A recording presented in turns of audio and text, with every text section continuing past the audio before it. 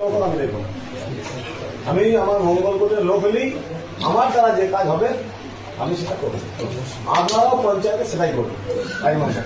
2 নম্বর বিষয় হচ্ছে 10 লাখ টাকা করে যে আপনার পাড়ার সমাধানের কাজ, সেই কাজ যে আপনি পেমেন্ট করবেন, আপনাকে কিন্তু কাজ বুঝে নিয়ে তাকে পয়সা দিতে হবে।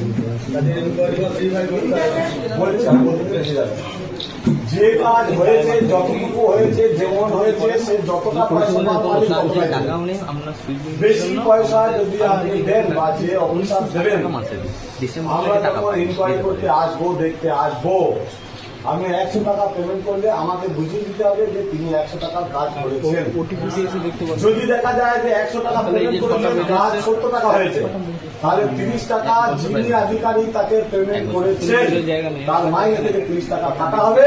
আর টাকা না পেলে তার নামে রেফার করে আইনানুগ যা ব্যবস্থা তাকে কারণে ভরার প্রচেষ্টা হবে।